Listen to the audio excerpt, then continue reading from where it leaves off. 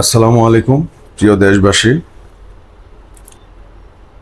দেশ এবং দেশের বাইরে থেকে যারা আমার এই ভিডিওটি দেখছেন সবাইকে অনেক অনেক ধন্যবাদ। আশা করি আল্লাহর রহমতে আপনারা সবাই ভালো আছেন। আমরাও আপনাদের দোয়া আল্লাহর রহমতে ভালো আছি। এক সময় আমরা দেখতাম আমাদের গ্রামগঞ্জে বলেন বা ঢাকা শহরে বলেন,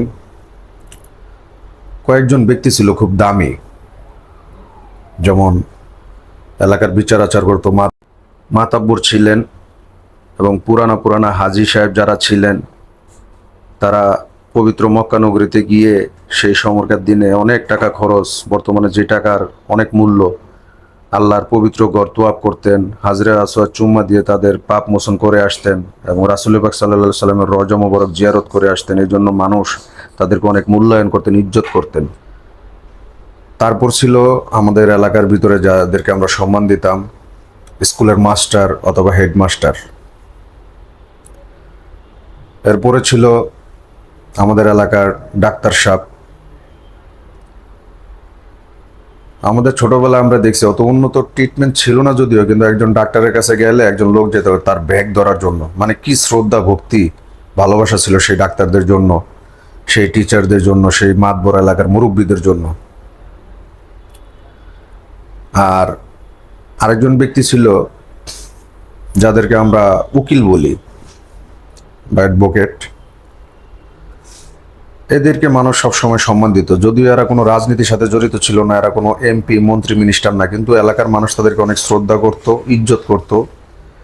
এবং ওই সময় এই লোকগুলা কোনো দলের সাথে জড়িত ছিল না, কেউর পক্ষপাতিত্ব করতো না, যাহা সত্য তাই করতো। এবং বিচারে যদি তাদের ছেলে সন্তানরা অন্যায় করতো তাদেরও আমরা দেখছি বিচার করতে, এরকম টাইপের লোক ছিল।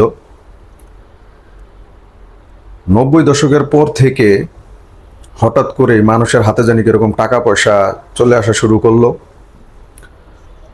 পুরানা পুরানা যারা পয়সা আলা কিছু লোক পৃথিবী থেকে বিদায় নিয়ে চলে গেছে, তাদের ছেলে সন্তানরা রয়ে গেল।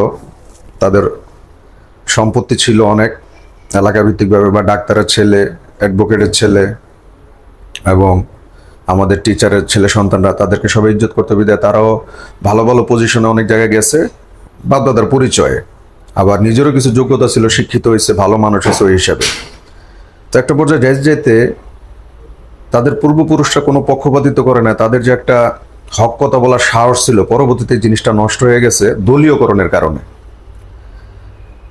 বিভিন্ন বহিরাগতরা এসে ঢাকা শহরে বাড়িঘর করলো, কাঁচা টাকার আমদানি, বিভিন্ন রাস্তাঘাট কালভার্ট হইল, রাস্তার পাশে দোকানপাট বসলো। এক শ্রেণীর মানুষ যারা দল করত, যে যেই দল করত, যে যেই দল যখন ক্ষমতায় থাকতো, তাদের একটা গ্রুপ, থানা পুলিশ হাত করে তারা চাঁদা উঠাইতো এলাকা এলাকায়। এই চাঁদার ধরনটা এরকম ছিল যে এলাকায় কিছু দোকানপাট বসছে ফুটপাতে, ওদের থেকে চাঁদা কালেকশন করত। এবং কেউ যদি কোনো একটা দোকান দিত রাস্তার পাশে, বা চার দোকান, মুদি দোকান, তাদের থেকে চাঁদা কালেক্ট করতো। এই চাঁদা কালেক্ট করে একটা বিশাল গ্রুপ তারা লালন পালন শুরু করলো। তো এর ভিতরে বিভিন্ন গ্রুপ, যেমন দেশগ্রামে সন্ত্রাসী করছে, তাদের নামে মামলা হয়েছে, ঢাকা শহর চলে আসছে, কোনো আশ্রয় পায় না, কিছু অমুক লিডারের কাছে যাই, চল অমুক ভাইয়ের সাথে তোরা পরিচয় করাই দিই, ভাইয়ের আন্ডারে কাজ করলে তুই শান্তিতে থাকবি, মামলা টামলা সব খালাস। এরকম কিছু ভাই আছে আমাদের শহর গ্রামগঞ্জে। এই ভাইদের ছত্রছায়ায় কিছু ছেলে পেলে তাদের উস্কানিতে এলাকায়, গ্রামে গঞ্জে সব জায়গায় তারা এরকম কুকর্ম করে বেড়াইতো। তাদের একটা বিশাল গ্রুপ হয়ে যায়। এই গ্রুপে থামাইতে গিয়ে আবার এই ভাইয়েরাই হিমশিম খায়। একসময় দেখা যায় যে ভাইদেরকেই এই গ্রুপটা শেষ করে দিচ্ছে। এই শুরু হলো আমাদের রাজনীতির ভিতরে উত্থান পতন এবং টাকা পয়সা, কাঁচা টাকা পয়সার খেলা। তার ভিতরে দেশের আইনের লোকের সাথে যোগসাজ করে নেশা দ্রব্য, বিভিন্ন ধরনের মাদক এই দেশের ভিতরে একটা বিশাল কারবার শুরু হয়। এই কারবারকে নিয়ন্ত্রণ করতে গিয়া অনেক সময় দেখা যায় যে অনেকের পুলিশের প্রাণ গেছে, অনেক ভালো ভালো লোকের প্রাণ গেছে, কারণ তাদেরকে কিছু বলতে গেলে তারা মানুষকে হত্যা করতো। তো এই জিনিসগুলো একদিন দুদিনে হয় না, গত 90 দশকের পরে এগুলো শুরু হয়েছে, এখন পর্যন্ত চলতেছে। তো আমি আশা করব বর্তমানে যে সরকার আছেন, দয়া করে, আপনারা তো অনেক কিছু দেখছেন এই পর্যন্ত, বাংলাদেশের অনেক সরকার আসছে গেছে, দয়া করে আপনারা আপনাদের দলের হোক বা সরকারি কর্মকর্তা কর্মচারী যদি এর সাথে জড়িত থাকে তাদেরকে কঠোর আইনের আওতায় আনা হোক।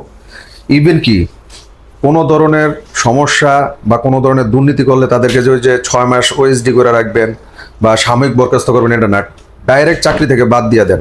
দেখবেন এতে দুর্নীতি কমবে, ঘুষ কমবে। আর আগে শিক্ষিত মানুষ, বংশীয় মানুষ রাজনীতি করতো, এখন কিছু লোক আছে মানে স্ট্রিট বয়, রাস্তাঘাটে ঘুমাইতো এক সময়, ঢাকা শহর আইসে কোনো কিছু ছিল না, রিক্সা চালাইতো, কাঁচা তরকারির ব্যবসা করতো, এরা এখন বড় বড় নেতা এই শহরের ভিতরে। কাদের ছত্রছায়ায়? যারা এদেরকে দিয়ে যত ধরনের অন্যায়, মার্ডার, 2 নম্বরী গুম খুন, মাদকের ব্যবসা করাইতো, এবং লিডাররা থাকতো ছত্রছায়ায়। তো যেহেতু একটা পরিবর্তন দেশে আসছে, আমি সবাইকে বলবো যদি নতুন করে কেউ আবার কখনো আসেন, আগের যে সিস্টেম, আগের যে কালচার, এগুলো আপনারা বাদ দিয়ে আসেন। মানুষ অনেক সচেতন, এবং আশা করি আপনারা সচেতন হবেন। আর বর্তমান যে সরকার আছে তার কাছে অনুরোধ করব, সরকারি কর্মকর্তা কর্মচারী যেই দুর্নীতিতে ধরা খাবে তাদেরকে সাময়িক বরখাস্ত বলে কিছু নেই, ডাইরেক্ট চাকরি থেকে আউট। এবং চাঁদাটা চিরতরে বন্ধ করে দেন। বাসের, ঘাটের, যেমন গাবতলী, সায়দাবাদ, যাত্রাবাড়ি, মহাখালীর কোটি কোটি টাকার খেলা, 7 রাস্তা ট্রাক স্ট্যান্ডে কোটি কোটি টাকার খেলা। এই অবৈধ টাকার কারণে মানুষ অবৈধ পোলাপেন পালে, অবৈধ পোলাপেনের দ্বারা যে কোনো কুকর্ম বা যে কোনো ধরনের দুর্ঘটনা ঘটানো একদম ইজি। কারণ কি, এরা গরিব, এদেরকে টাকা দিলে এরা যে কোনো একটা ধরনের মানুষকে মেরেও ফেলাতে পারে।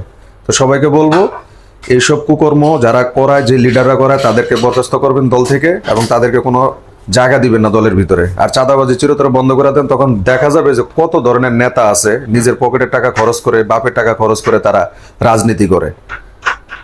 এগুলো যদি করতে পারেন, সরকারি চাকরি কেউ ঘুষ দিয়ে নিবে না। আর এগুলো যদি করতে পারেন, ঘরে ঘরে নেতা পয়দা হবে না। নেতা হইতে হলে শিক্ষিত হইতে হবে, বাপ দাদার নাম থাকতে হবে, টাকা পয়সা থাকতে হবে। এই অবৈধ টাকা ইনকাম করে ওই ময়লার গাড়ি নিয়ে গ্যাঞ্জাম, ওই খাট জায়গা নিয়ে গ্যাঞ্জাম, এইসব চাঁদাবাজ থেকে দেশকে মুক্ত করেন। ভালো একটা সমাজ আপনারা উপহার দেন যারা দায়িত্বে আছেন দেশের। এই বলে আমি বিদায় নিচ্ছি। দোয়া করবেন সবাই। আসসালামু আলাইকুম রহমতুল্লাহ বারকাতু।